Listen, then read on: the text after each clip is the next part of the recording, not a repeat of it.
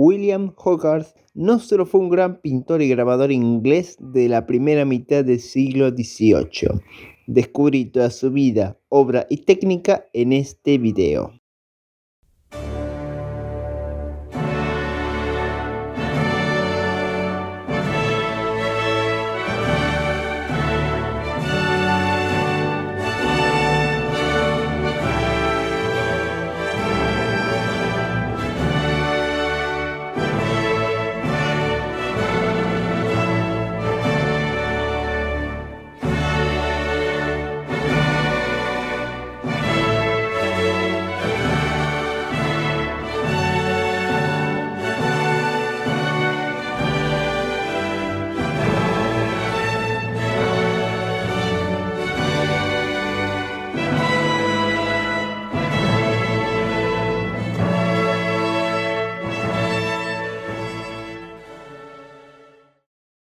William Hogarth nació un 10 de noviembre de 1697 en Londres, Inglaterra. Para entonces, en esta gigantesca urbe se avecinaban grandes cambios, desde un mayor impulso al comercio internacional a partir de las conquistas y descubrimientos, sobre todo en el Pacífico, así como un mayor ingreso de inmigrantes del continente europeo, incluyendo la llegada en 1714 del duque de Hanover, quien ese año se convirtió en el rey Jorge I de Gran Bretaña.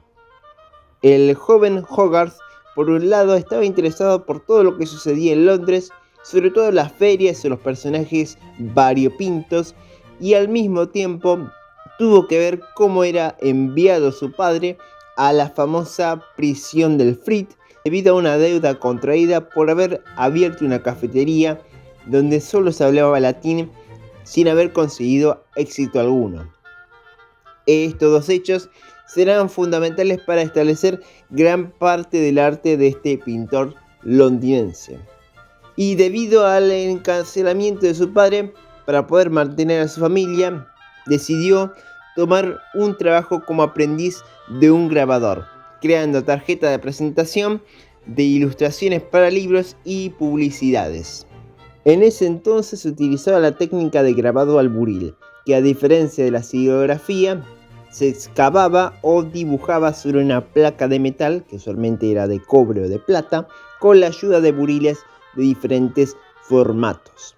Por el otro lado, su forma de pintar se difería en usar colores de tipo pastel más llamativos, con unas pinceladas finas, pasando a colores más verdosos y oscuros con una pintura mucho más cargada. Para 1720, Hogarth se había vuelto independiente, por lo que lentamente comenzó a crear sus primeros grabados satíricos.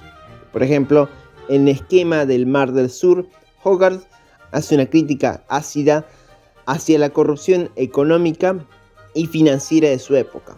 Más tarde aparecen Mascaradas y Óperas, donde se burla por el gusto del público inglés por la música, la danza y las artes de Italia, cuyo promotor es el artista y diseñador William Kent, quien con este grabado se convertirá en uno de los enemigos de Hogarth. Al haber tantos inmigrantes y tantas influencias italianas y francesas en el arte de las Islas Británicas, que Hogarth desarrolló una afición por todo lo que fuera británico o inglés. Pero para entonces apenas habían existido algunos artistas profundamente británicos. Por eso, desde hace bastante tiempo que se viene considerando a William Hogarth como el primer gran artista de estas islas. No obstante, para Hogarth solo había un pintor inglés que podía ser uno de los mejores artistas de todos los tiempos, y ese era Sir James Thornhill. Durante su juventud, Hogarth había quedado completamente impresionado por los frescos del hospital en Greenwich, y cuando el propio Thornhill abrió su escuela para artistas, el grabador de 27 años se inscribió para conocer al artista que más admiraba. Pero lo increíble es que poco después Hogarth anunció que se había casado con Jane Thornhill, aunque sin la aprobación del padre de ella, por lo que al principio los dos artistas no se llevaron bien. Fue ya en la década de 1730 que su relación mejoró lo que permitió que Hogarth obtuviera una mejor clientela. Justo en ese mismo momento logró ser uno de los pintores más famosos de toda Inglaterra, con una serie de pinturas y grabados de un tema bastante raro para su época, conocida como A Harlot Progress. Narra en 6 imágenes toda la vida de una joven que se convierte en una prostituta.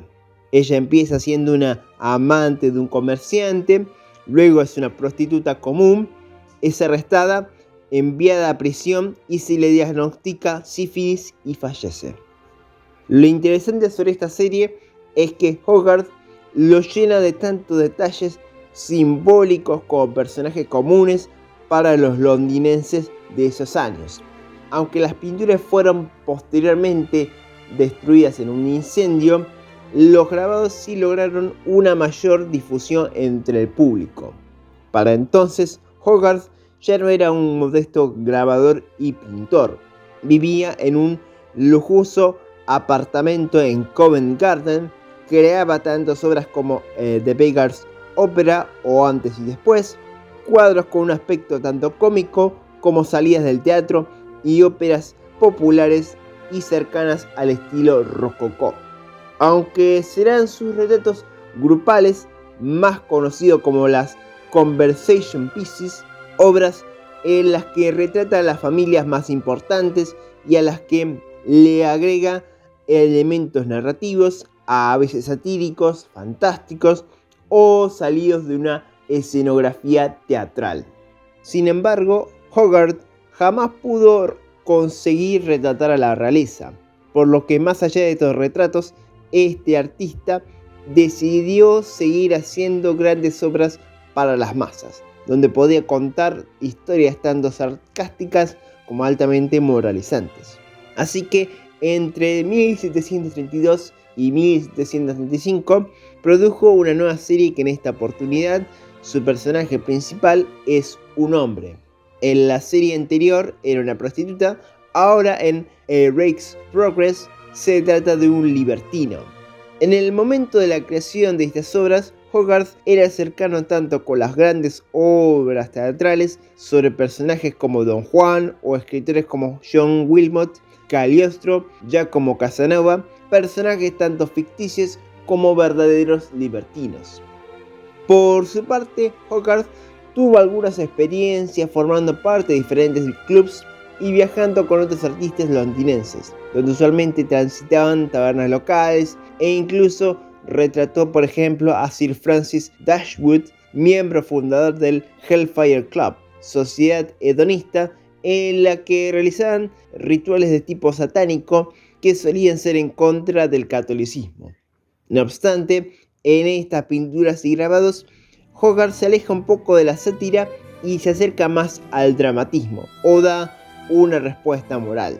Su personaje es Tom Rakewell, un joven que recibe una gran fortuna y empieza a gastarla en vicios desde la danza hasta pasar un rato en un burdel o por la casa de juegos, luego es enviado a prisión por sus deudas y finalmente termina en el sanatorio de Bedlam, un reconocido hospital para enfermos mentales. La historia de este libertino tiene similitudes con la vida de pintor y hasta incluso cuenta con un personaje desfigurado que tiene varios maquiavélicos planes. Uno de ellos se le acaba de caer del bolsillo.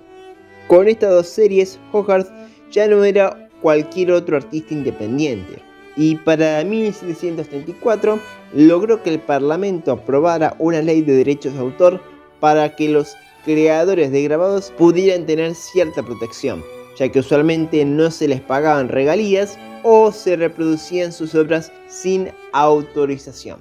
Durante todo el resto de la década de 1730 siguió realizando grabados, retratos de familias y grupos de personas y hasta creó varios murales para el hospital de San Bartolomeo, incluida su piscina de Bethesda, en la que reúne una serie de personajes con diferentes enfermedades y dolencias alrededor de un Jesús retratado de una forma muy simple. Ya en la siguiente década contribuyó a una causa noble, retratando al capitán Thomas Coram, el creador del Foundling Hospital, un hogar para niños, en el que se recibían infantes de diferentes orígenes y en el que se combatió enfermedades como la viruela, la disentería y hasta la tuberculosis. En este retrato, Hogarth se acerca más al estilo de los grandes pintores como Rubens, Van Dyck, pero sobre todo será más conocido con el nombre de Gran Estilo o Grand Manner, que estará más en boga con los pintores Thomas Gainsborough y Joshua Reynolds, quienes tendrán un rol importante en la creación de la Royal Academy of Arts. Hogarth no será bien visto por esta nueva generación de artistas. No obstante, dio otro nuevo intento para conseguir cada vez más reconocimientos de los críticos y expertos con una nueva serie de pinturas. Su título original es Marriage à la Mode y trata sobre la historia de una pareja formada por el hijo de un miembro de la nobleza y la hija de un comerciante. Ya en el primer cuadro, Hogarth da una vista a esa vida llena de lujos y riquezas, incluyendo la construcción de un palacio construido a la manera de la arquitectura neopaladiana.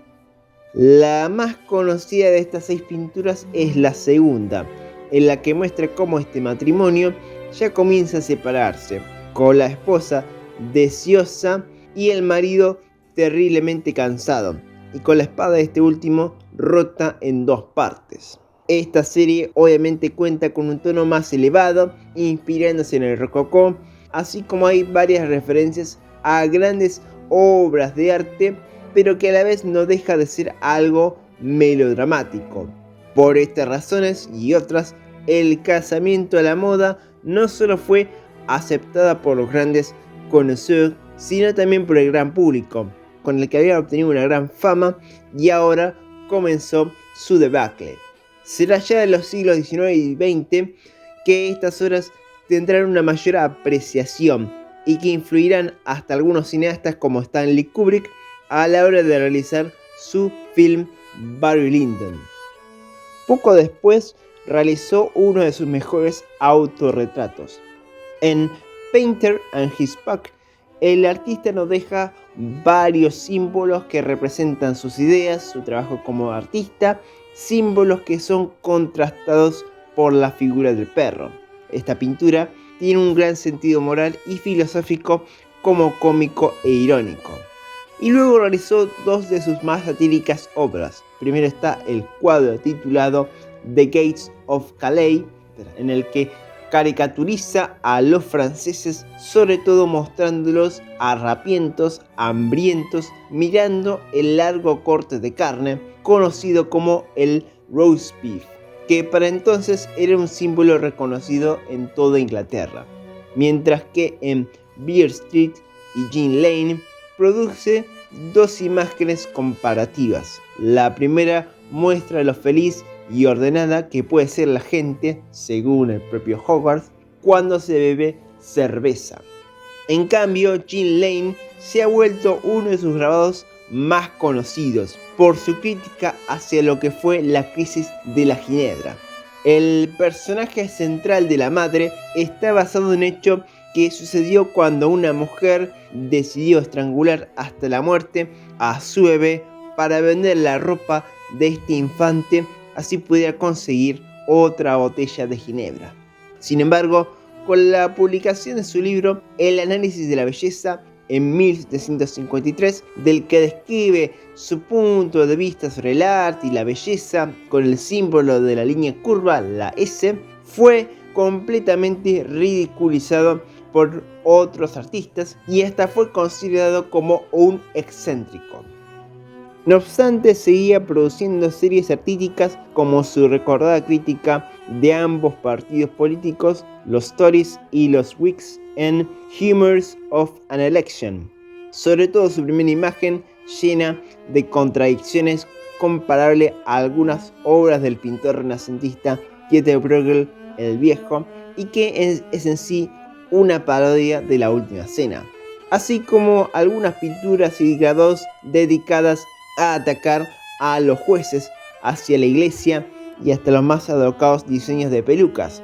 E incluso realizó la portada y algunas ilustraciones de los primeros 4 volúmenes de la vida y opiniones del caballero Tristram Shandy, de su amigo el escritor Laurence Sterne. Pero Hogarth todavía creía que podía ser aceptado por la gran comunidad artística para llegar a ser alguna vez el pintor del rey, por lo que dio su último intento a la hora de pintar una escena sacada del Decamerón de Boccaccio, titulada Segismunda llorando sobre el corazón de Guiscardo, que de vuelta fue otro gran fracaso. Para entonces siguió realizando algunos retratos, como es el caso de los sirvientes de Hogarth, en el que aparecen las cabezas de sus criados de manera extraña, aunque también democrática, y grabados como The Cockpit, en el que vuelca su desazón hacia no poder llegar bien alto con su arte y ver todo lo mal que sucede en la sociedad británica de esa época, al incluir en el medio de una enloquecida multitud a un apostador ciego. William Hogarth murió en octubre de 1764. Fue enterrado en una capilla en el barrio de Chiswick, no muy lejos de la casa donde vivió el pintor y grabador. En vida había conseguido la popularidad solamente en su país, pero luego de su muerte, sus grabados fueron difundidos por todo el resto de Europa, influyendo no solo a otros grabadores y satiristas ingleses, sino también a otros pintores europeos, incluyendo sobre todo al español Francisco de Goya y Lucientes. Hogarth fue uno de los pocos que tanto en la pintura como en los grabados logró captar los cambios y sucesos de la sociedad georgiana y londinense de la primera mitad del siglo XVIII. Aunque su carrera y sueños terminaron amargamente, su lugar como gran artista hoy es innegable en la historia del arte del Reino Unido y de Europa.